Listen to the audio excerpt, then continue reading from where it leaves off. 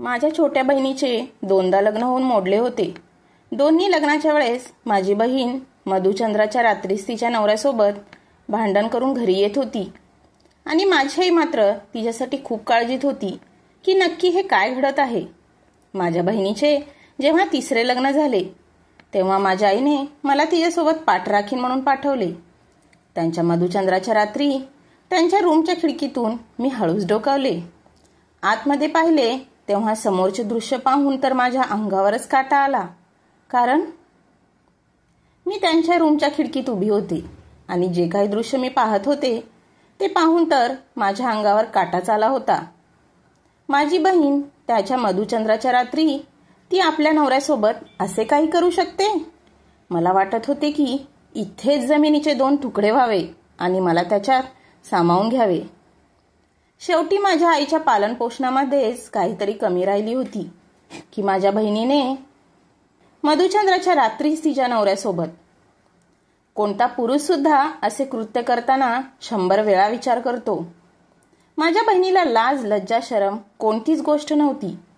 मी तिथे हक्काबक्का होऊन उभी होते कारण आजपर्यंत मी माझ्या बहिणीला खूप निरागस समजत होते. मला वाटत होते की तिच्यावर खूप अन्याय झाला आहे, पण मला माहीत नव्हते की तिच्या निरागस चेहऱ्यामागे असले रहस्य दडून बसले आहे. मी तिथे उभे राहून पाहतच होते की मला कोणाचा तरी येण्याचा आवाज आला आणि मी पटकन खिडकीपासून दूर झाले आणि खोलीत पोहोचले, जी खोली मला त्यांच्या घरात राहायला दिली होती. जर माझ्या आईने मला माझ्या बहिणीसोबत पाठराखीण म्हणून नसते पाठवले तर कदाचित आम्हाला हे रहस्य कधीच कळले नसते की माझ्या बहिणीचा संसार का तुटतो. या अगोदर सुद्धा तिचा 2 वेळा घटस्फोट झाला होता. हे तिचे तिसरे लग्न होते. प्रत्येक वेळी ती मधुचंद्राच्या रात्रीच आपल्या नवऱ्यासोबत भांडून घरी येत होती आणि रडून रडून स्वतःला खूप त्रास करून घेत होती. सगळ्यांना हेच वाटत होते की या बिचारीसोबत खूपच अन्याय झाला आहे, पण हे कोणालाच माहीत नव्हते की यामागचे खरे कारण तर वेगळेच आहे. पण आजच्या रात्री हे रहस्य आमच्या डोळ्यासमोर आले होते आणि मला सगळे सत्य समजले होते. माझे वय 25 वर्ष होते आणि माझ्यापेक्षा छोट्या बहिणीचे वय 21 वर्ष आणि तिसरीचे 23 वर्ष होते. तसे पाहिले गेले तर मी मोठी असल्यामुळे माझे लग्न त्यांच्या अगोदर व्हायला हवे होते, पण माझा फक्त साखरपुडा झाला होता. तो सुद्धा यासाठी की मी नोकरी करून घर खर्च चालवत होते. माझा होणारा नवरा राजू चांगल्या स्वभावाचे होते. ते कायम मला सपोर्ट करायचे आणि आमच्या घरात कोणीच पुरुष माणूस नव्हता, त्यामुळे आमच्या घरातला मुलगा झाले होते. बाबांच्या मृत्यूनंतर मी घर सांभाळायला चालू केले होते आणि मग माझ्या छोट्या बहिणीची जबाबदाऱ्या स्वतः उचलत होते. त्या दोघींनी मी BA पर्यंत शिकल्यानंतर मी त्यांच्या लग्नाची जबाबदारी उचलली होती आणि कसेबसे पैसे जमा करू लागले, म्हणजे त्यांचे लग्न करून मोठी बहीण असल्याचे कर्तव्य निभावू शकेल. माझ्यानंतर जी बहीण होती तिचे वय 23 वर्ष होते. तिचे लग्न मी माझ्या ऑफिसमध्ये असणाऱ्या मुलाशी लावून दिले होते. ती तिच्या लग्नानंतरच्या आयुष्यात खूप खुश होती. पण तिच्यानंतर जी छोटी बहीण होती तिचे वय 21 वर्ष होते. तिचे नाव प्रीती होते. तिच्यासोबत माहीत नाही नशिबाने कसा खेळ खेळला होता की तिचा संसार तुटत होता. जेव्हा पहिल्यांदा तिला जे स्थळ पाहायला आले होते ते लोक खूप चांगले होते. मुलाची नोकरी सुद्धा ठीकठाक होती आणि दिसायला तो स्मार्टही होता. पण हे सगळं पाहून मी पायलचे लग्न त्या मुलासोबत ठरवले. बाबांच्या जाण्यानंतर सगळी जबाबदारी माझ्या खांद्यावर पडली होती आणि आईने सुद्धा हे सगळे निर्णय माझ्यावरच सोडले होते. कारण माझी आई खूप साध्या सरळ स्वभावाची होती. तिने तर गरज नसताना घरातून बाहेर सुद्धा पाऊल ठेवले नव्हते. आईला वाटत होते की मला या बाहेरच्या जगाची समज तिच्यापेक्षा जास्त आहे, त्यामुळे मुलींच्या लग्नाची एवढी मोठी जबाबदारी आईने माझ्यावर सोपवली होती. माझ्या 2 नंबर बहिणीचे लग्न सुद्धा माझ्याच पसंतीने झाले होते, त्यामुळे मी निर्धास्त होते की मी माझ्या बहिणीसाठी चांगला निर्णय घेतला. त्यामुळे जेव्हा पायलच्या लग्नाची वेळ आली तेव्हा तिच्यासाठी सुद्धा मी स्थळ शोधायला चालू केले आणि नितीनला तिच्यासाठी निवडले. नितीन आणि त्यांच्या स्थळात काही वाईट दिसत नव्हते. पिल्लू खूप खुश होऊन आमच्या घरी स्थळ घेऊन आले होते. नितीनच्या बहिणीने प्रीतीला नितीनसाठी पसंत केले होते. नितीनच्या बहिणीला प्रीती खूप आवडली होती. लग्न ठरल्यानंतर स्वतः नितीन म्हणाला होता की त्याला आमच्याकडून हुंड्यामध्ये काहीही नको आहे. त्यांना साध्या सोप्या पद्धतीने लग्न करायचे आहे. आणि हे सगळे ऐकून मला तर खूप चांगले वाटले होते की हे लोक हुंड्यासारख्या गोष्टीच्या विरोधात आहेत. नेहमी मी बहुतेक लग्नात मुलांकडून लोकांना हुंड्यासाठी खूप लालची पाहिले होते. आणि जास्त करून लोक तर लग्न ठरवायच्या अगोदरच विचारतात की तुम्ही लग्नामध्ये काय देणार. पण प्रीतीसाठी नितीनचे स्थळ खूप चांगले आले होते आणि त्यांच्या या हुंड्यानं घेण्याच्या गोष्टीने माझे तर मनच जिंकले होते. मला वाटत होते की नितीनपेक्षा चांगला मुलगा आणि चांगले स्थळ प्रीतीसाठी असूच शकत नाही. पण कदाचित हा माझा गैरसमज होता. मी माझ्या होणाऱ्या नवऱ्याला म्हणजे राजूला नितीनबद्दल सांगितले होते आणि त्याला भेटवले सुद्धा होते. राजू म्हणत होते की नितीन हा खरंच चांगला मुलगा आहे. लग्ना अगोदर 3-4 वेळा आमची नितीनच्या घरच्यांशी भेट झाली होती. आम्हाला तर प्रत्येक वेळी ते लोक खूप चांगले वाटले होते. आणि मग मी माझ्या ऐपतीप्रमाणे थोडाफार हुंडा जमा करून प्रीतीचे लग्न नितीनसोबत करून दिले. प्रीतीचे लग्नात खूप हाऊस मौज झाली होती कारण नितीनने त्यांच्याकडून लग्नात खूप खर्च केला होता. प्रीतीच्या साड्यापासून ते लग्नात लागणाऱ्या प्रत्येक वस्तू खूप चांगल्या दर्जेदार होत्या. म्हणतात ना की नशिबात असते तेच घडते. पण कदाचित प्रीतीच्या नशिबात या सर्व गोष्टी नव्हत्या. प्रीतीचे लग्न झाल्यानंतर तिला निरोप दिल्यावर मी आणि माझी आई घरी आल्यावर खूप समाधानी झालो होतो. तिची छोटी छोटी मुलं होती त्यामुळे मी आमच्या घरी जास्त दिवस राहत नव्हती. कार्यालयातून घरी आल्यानंतर मी आणि माझी आई गप्पा मारत बसलो होतो. माझ्या आईने चहा बनवला आणि मला चहा देताना म्हणाली, तू तुझे वडील गेल्यानंतर खऱ्या अर्थाने मूल होण्याचे कर्तव्य निभावले आहे. मी खूप खुश आहे की देवाने मला मुलगा दिला नाही पण मुलापेक्षा चांगली मुलगी दिली आहे. मी खूप प्रेमाने आईच्या मांडीवर डोकं ठेवून पडले होते. आई म्हणायला लागली की आता तू तुझ्या लग्नाबद्दल विचार कर. दोघी बहिणीचा तू खूप चांगला विचार केला आहे. आता स्वतःचा विचार कर. त्या दोघी आता त्यांच्या संसारात त्यांच्या घरी गेल्या आहेत. मी माझ्या लग्नाबद्दल ऐकल्यानंतर मोठमोठ्याने हसायला लागले. मी आता खूपच खुश होते. पण इतक्यातच दरवाजा जोरजोरात वाजू लागला. आई माझ्याकडे हैराण होऊन पाहू लागली आणि म्हणाली, रात्री यावेळी कोण आला असेल? कारण आता रात्रीचे 2 वाजले होते आणि त्यावेळेला कोणी दरवाजासमोर येत असेल तर ही गोष्ट खूपच विचित्र भीतीदायक होती. मी आईला म्हणाले की चल आपण दोघी मिळून पाहूया. मी आणि माझी आई सोबत जाऊन दरवाजासमोर उभ्या राहिलो आणि आवाज देऊन विचारलं की कोण आहे? तेव्हा दरवाजाच्या बाहेरून प्रीतीचा रडण्याचा आवाज येऊ लागला. ती म्हणू लागली की दरवाजा खोला, मी प्रीती आहे. प्रीतीचा आवाज ऐकून माझी तर शुद्धच हरपली होती. मी पटकन दरवाजा उघडला आणि प्रीती तिची बॅग पकडून आत आली. मी घाबरून विचारले की तू आत्ता यावेळेस इथे काय करत आहेस? काय झाले आहे? तेव्हा प्रीती जोरजोरात रडू लागली आणि माझ्या गळ्यात पडली आणि मग अशी गोष्ट सांगितली की ती ऐकून आमचा जीवच निघून गेला. म्हणायला लागली की दीदी, आज मधुचंद्राच्या दिवशीच नितीन माझ्यासोबत खूप भांडला आणि म्हणाला की तू मला घटस्फोट देऊन टाक. त्याने हे लग्न खूप मजबुरीमध्ये केले होते. तो या लग्नामुळे अजिबात खुश नव्हता. त्यामुळे त्याला संधी भेटताच तो माझ्याशी भांडला आणि त्याच्या घरातून मला हकलवून दिले. नितीनच्या बहिणीच्या आनंदासाठी त्याने लग्न तर केले होते पण त्याला हे लग्न मान्यच नव्हते. एका बापाच्या जागी बाप होऊन बहिणीचे लग्न करून देणे खूप अवघड होते.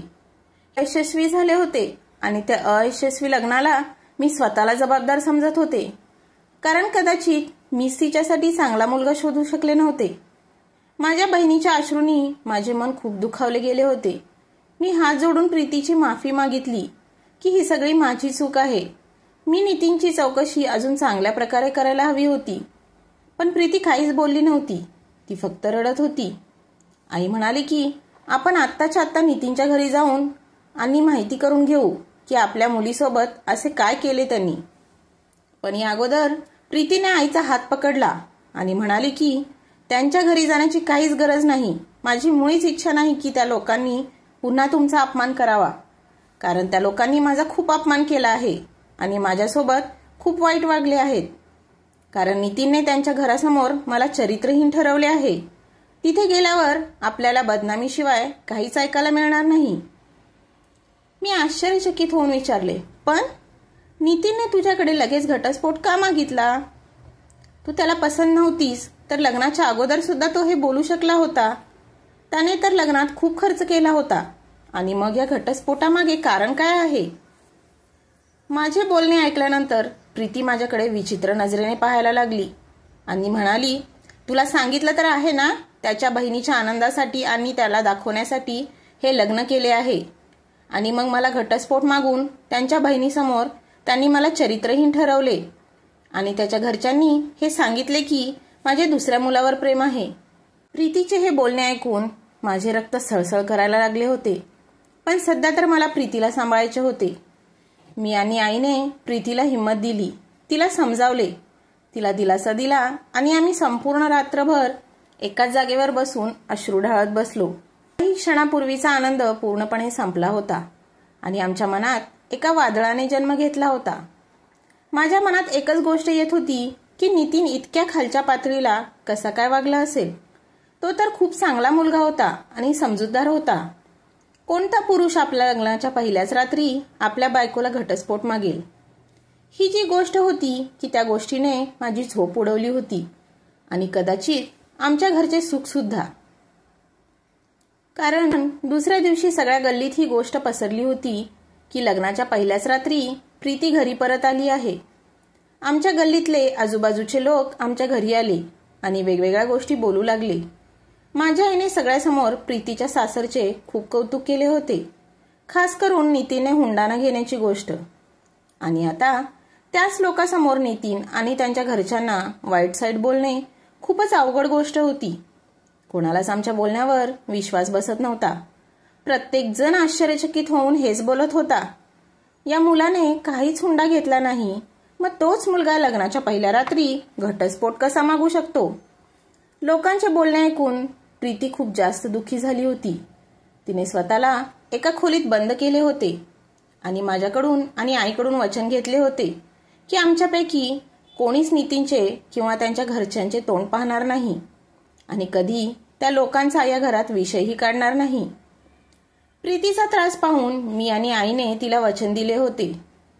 दुपारच्या वेळेला माझा होणारा नवरा राजू आमच्या घरी आला. त्यांना सुद्धा सगळे कळाल्यानंतर त्यांना खूप मोठा धक्का बसला होता. ते म्हणत होते की हे असे होणे शक्यच नाही. मी स्वतः नितीनच्या घरी जातो आणि त्याच्यासोबत बोलतो. ते लोक आपल्या प्रीतीसोबत एवढा मोठा अन्याय कसा करू शकतात? पण ही गोष्ट प्रीतीच्या कानावर पडली आणि तिने रडून रडून राजूला थांबवले की जर तुम्ही तिथे गेलात तर मी माझ्या जीवाचं काहीतरी बरं वाईट करून देईन. मी आत्महत्या करेन.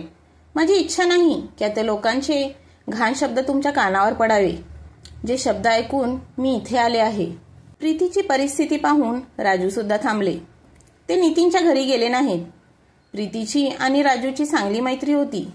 मी राजूला म्हणाले की तुम्ही प्रीतीला समजावून सांगाल का आणि स्वतःला एका खोलीत बंद करून ठेवू नकोस, हे सुद्धा तिला समजावून सांगा. राजूने प्रीतीच्या डोक्यावर हात ठेवला आणि म्हणाला, चल मी तुला बाहेर फिरून आणतो. आणि मग राजू स्वतः बाईकवर प्रीतीला घेऊन आईस्क्रीम खायला घेऊन गेला. मी आईसोबत घरीच थांबले होते कारण आईची तब्येत पण ठीक नव्हती. मी खूपच जास्त टेन्शनमध्ये आले होते. एका बाजूला प्रीतीचा घटस्फोट तर दुसऱ्या बाजूला आईची तब्येत आणि 2 नंबरच्या बहिणीच्या घरी सासरचे लोक सुद्धा खूप काही गोष्टी बोलत होते. ती तर आली नव्हती पण तिचा फोन आला होता. माझी 2 नंबरची बहीण म्हणत होती की माझ्या सासूने माझे जगणे मुश्किल करून ठेवले आहे. माहीत नाही कसे काय त्यांना नितीनच्या घरच्याकडून कळाले की प्रीती एक चरित्रहीन मुलगी आहे आणि तिचे एका मुलासोबत लफडे आहे. मी माझ्या 2 नंबरच्या बहिणीला समजावून सांगितले आणि म्हणाले की तू तुझ्या घरावर, तुझ्या संसारावर लक्ष दे. इथे पाहायला मी आहे. पण खरं तर हे होतं की मी स्वतःला या गोष्टीमुळे तुटून गेले होते. खूप वेळानंतर राजू आणि प्रीती घरी आले होते. प्रीतीचा मूड चांगला दिसत होता. तिच्या हातात आईस्क्रीम सुद्धा होती. ती माझ्याकडे आईस्क्रीम देत म्हणाली, दीदी तू पण आईस्क्रीम खा. तू सुद्धा कालपासून उपाशी आहेस. या आईस्क्रीम पोटात गेल्यानंतर तुला बरं वाटेल. प्रीतीच्या चेहऱ्यावर मंद हास्य होते आणि ते हास्य पाहून मला हलकेसे वाटले होते. ती तिच्या खोलीत निघून गेली आणि मी राजूला थँक्यू म्हणायला लागले. राजू म्हणाला की सध्या प्रीतीला आपल्या आधाराची, प्रेमाची गरज आहे. जास्त करून तिच्यासोबत वेळ घालवायचा तू प्रयत्न कर. राजूच्या या बोलण्यावर मी मान हलवली, कारण मी नोकरी करत होते आणि दुसऱ्या दिवशी मला नोकरीवर जायचे होते. मी राजूला म्हणाले की तुम्हीच घरी येऊन तिच्यासोबत थोडाफार वेळ घालवा की तिचे मन हलके होईल. आता राजू नेहमी मला फोन करून सांगायचे की ते माझ्या घरी आहेत आणि प्रीतीसोबत गप्पा मारत आहेत. हे ऐकून मला समजायचे की प्रीती कमीत कमी राजूसोबत तरी खुश आहे. त्या रात्रीनंतर आजपर्यंत आमच्यापैकी कोणीच नितीनसोबत काहीच बोलले नव्हते. आता माझे लग्न सुद्धा अजून पुढे ढकलले होते, कारण आता मला परत प्रीतीबद्दल विचार करायचा होता. प्रीतीचा घटस्फोट होऊन महिना झाला होता की तिच्यासाठी परत एखाद्या चांगल्या घरातून स्थळ आले होते. ते लोक राजूच्या दूरच्या नात्यातील लोक होते आणि हे स्थळ राजूच प्रीतीसाठी घेऊन आले होते. तो मुलगा राजूचा चांगला मित्र होता आणि राजूने त्याला प्रीतीच्या पहिल्या घटस्फोटाबद्दल सगळं काही सांगितलं होतं. त्या लोकांना प्रीतीच्या घटस्फोटाबद्दल काहीच हरकत नव्हती. मी या स्थळाबद्दल ऐकून थोडीशी गडबडले होते, कारण घडून गेलेल्या जुन्या गोष्टीला खूप वेळ झाला नव्हता आणि मला वाटत होते की प्रीती या लग्नासाठी होकार देईल की नाही. पण राजू या स्थळाबद्दल सारखं सारखं माझ्याजवळ बोलत होते, म्हणून मी प्रीतीला या स्थळाबद्दल सांगितले. पण तेव्हा मला आश्चर्य वाटले, कारण प्रीतीने कोणतीच रिॲक्शन दिली नव्हती. तिने माझे शांततेत बोलणे ऐकले आणि म्हणाली, दीदी जर तुला हे सगळं ठीक वाटत असेल तर माझी काहीच हरकत नाही. माझी इच्छा आहे की लवकरात लवकर माझे लग्न व्हावे, म्हणजे तुझ्या आयुष्यात सुद्धा